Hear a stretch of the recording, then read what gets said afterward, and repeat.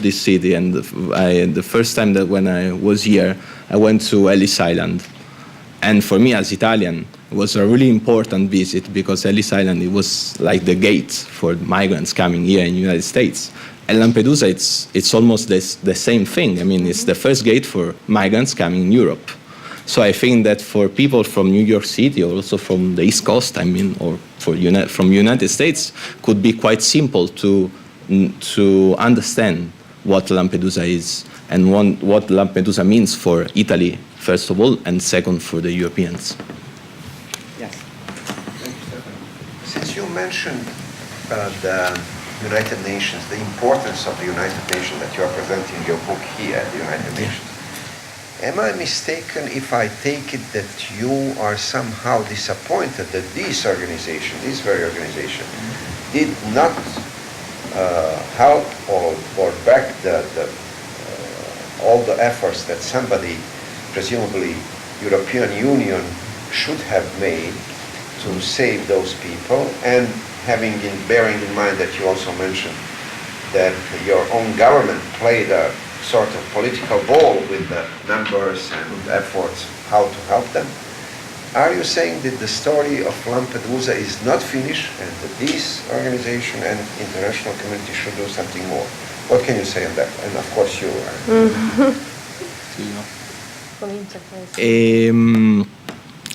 are. Here, for me, it's important to speak about Lampedusa and United Nations. I think that it's quite normal that it's important as a journalist, as author, I think that I will never think that our book could be presented in the United Nations. It's really important.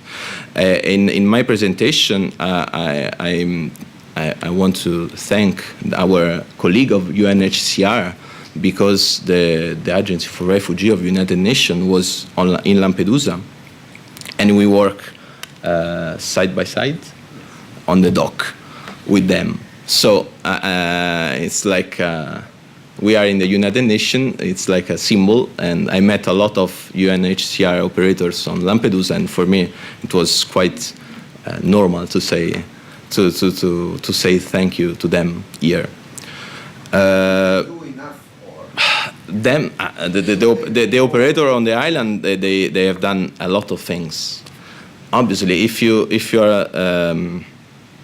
are answering me, if the international community and so also the United Nations have to do somewhere else about Lampedusa and immigration issue, I think yes, they have to do some more, because as Stefano has said, for us was completely incredible, really incredible, that we experienced, unfortunately, some boats that were they didn't arrive, and we knew a lot of, for example, one boat was almost of 500 migrants, and they arrived only 60.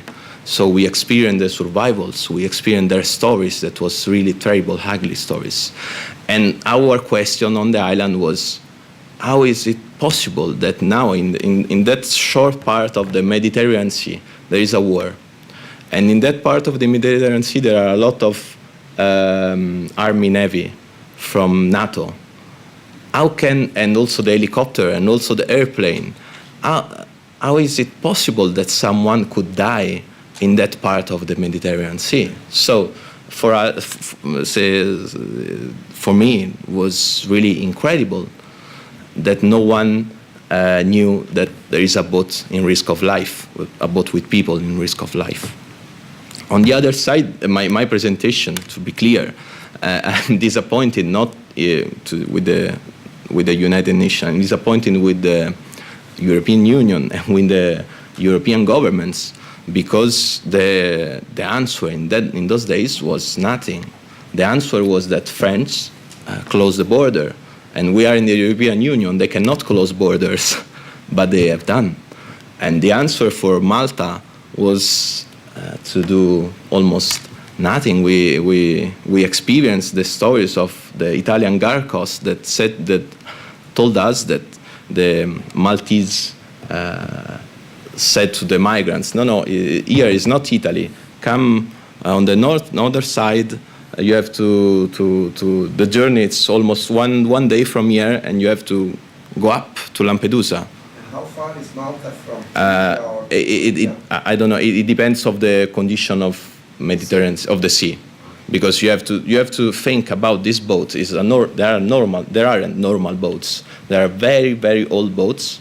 For example, my first landing of migrants on Lampedusa was a boat that can bring on only 160 people, and on the boat there were 662 migrants. So you have to think about this situation, and you have to think about that in many times there aren't people that knew how to drive a boat.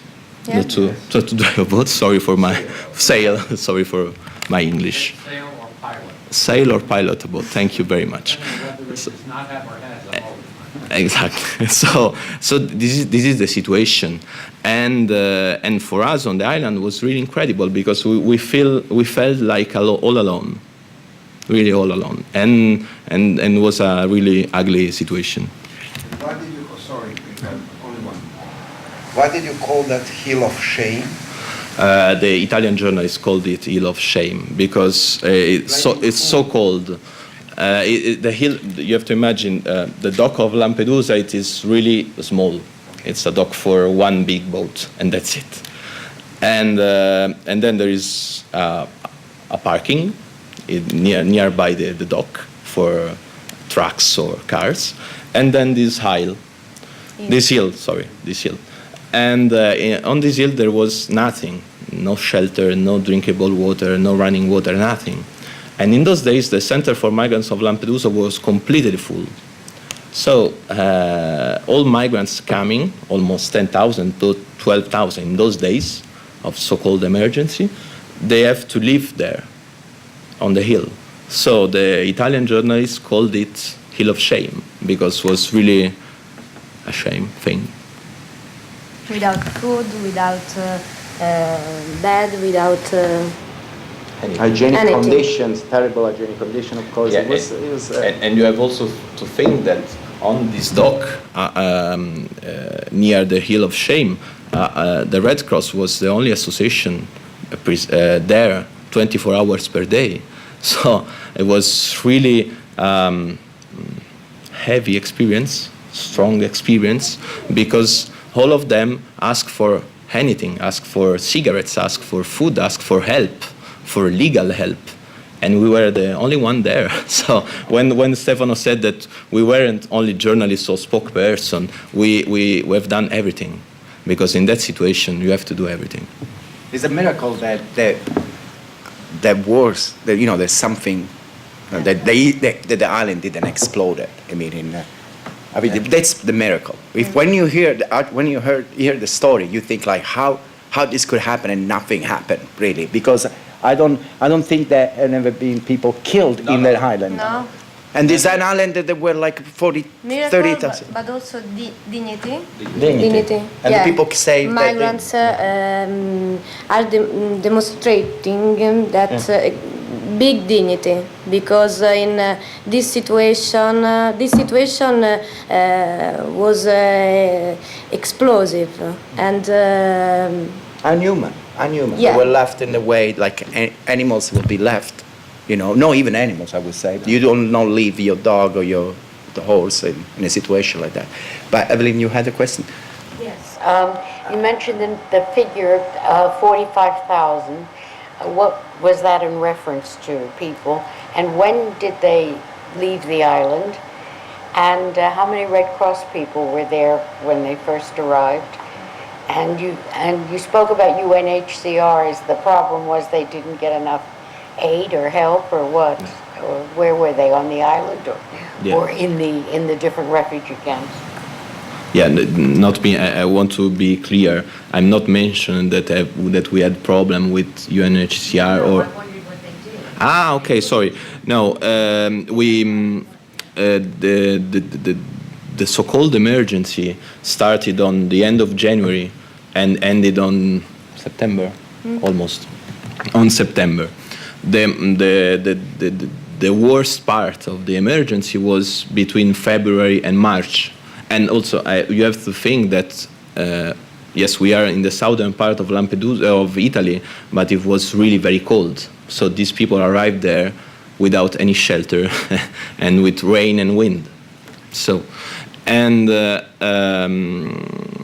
Hill of Shame, the so-called Hill of Shame, so the worst part of this emergency of 10,000, 12,000 of migrants on the island altogether, because when I said the number between 45,000 and 50,000 is all the migrants that pass through Italy, through Lampedusa. But the biggest number of migrants altogether on the island was of almost 10,000, 12,000 during the Hill of Shame. And it was for almost 3 weeks. I think 3 weeks. I think 3 weeks.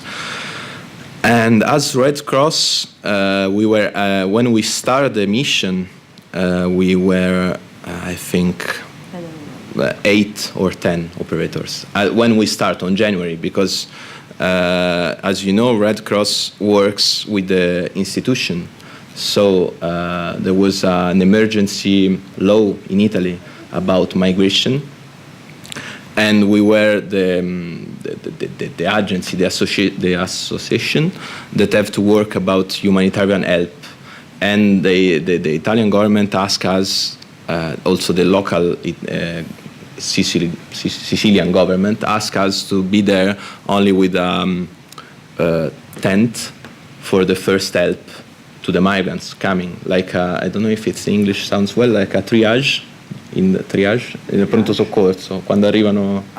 It's the first help. The first help, okay. The Italian Red Cross operators and volunteers were there, doctors and nurses most of all, to do a screening of the sanitarian situation of migrants, because on Lampedusa there is only a really small hospital. Then after some days, I think some weeks, the number of operators grow, and at the end I think that they were like 28 or 30 operators on the island. And for UNHCR, the operator of the UN Agency for Refugee was there. I don't remember exactly the numbers. I think 3 or 4 or 5. But they were there for legal assistance for who have to ask for asylum and refugee program.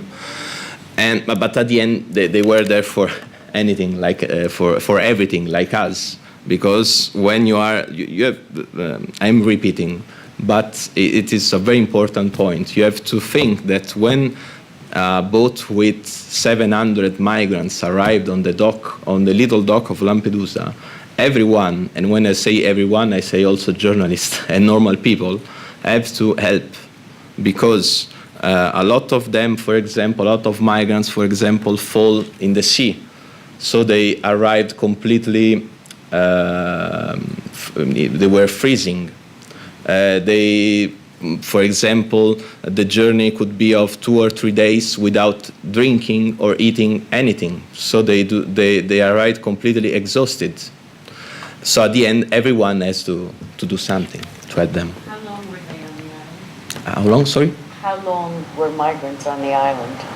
It depends. When it starts, the idea of the government was that they have they have to move them as soon as possible. And when I say as soon as possible, it was like 3 days, 2 days, 4 days to move to the continent, to mainland.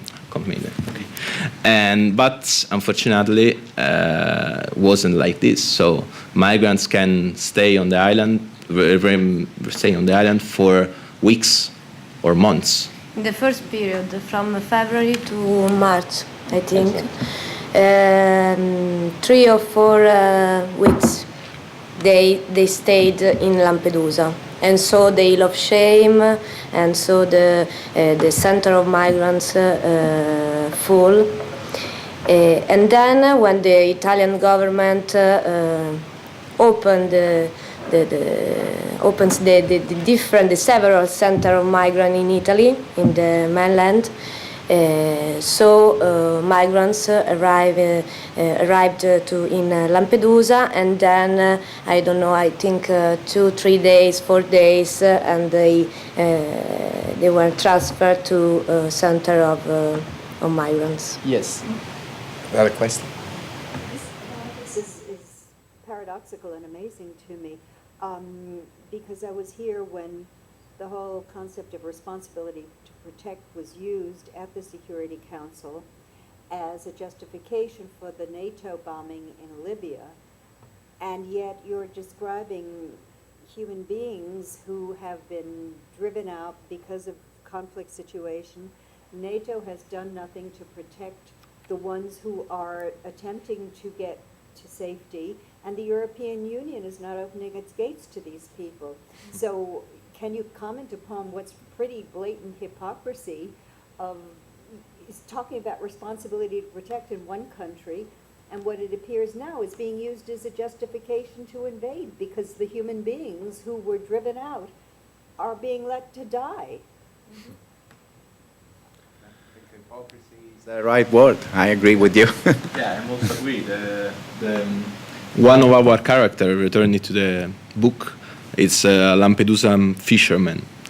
And he said to us, it's a real character, he said to us there is one rule, really old rule, that in the sea, if someone risks their life, you have to help it. And there is nothing to speak about. This is the rule. So Lampedusan fishermen told us a story that for them migration was a really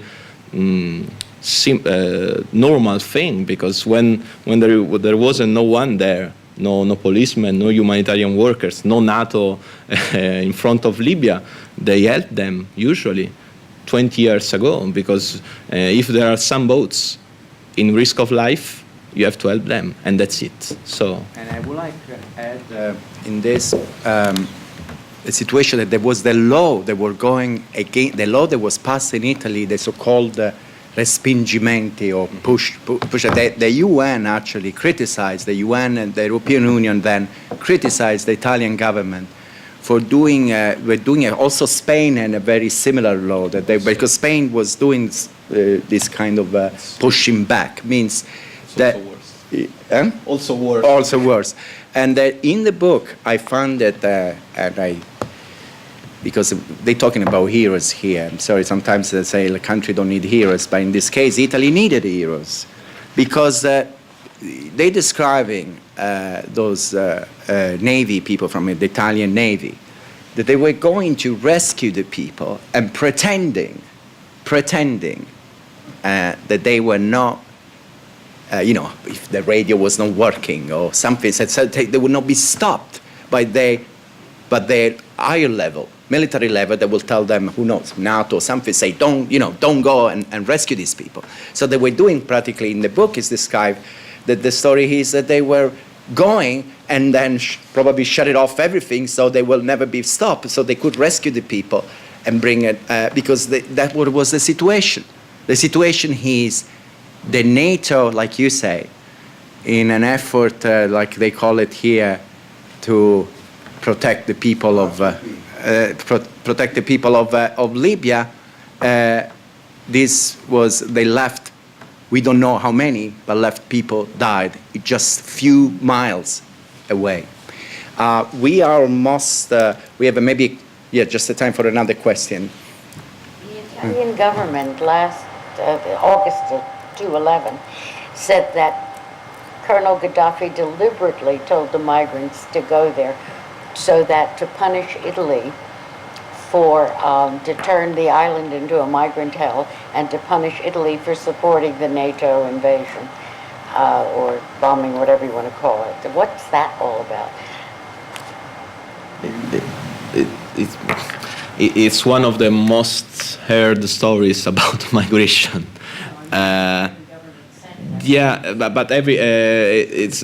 I'm said that is most tell, but I think every government and every man of the European Union, that some government from the North Africa, like Gaddafi, use migration to punish someone or to have something from European Union.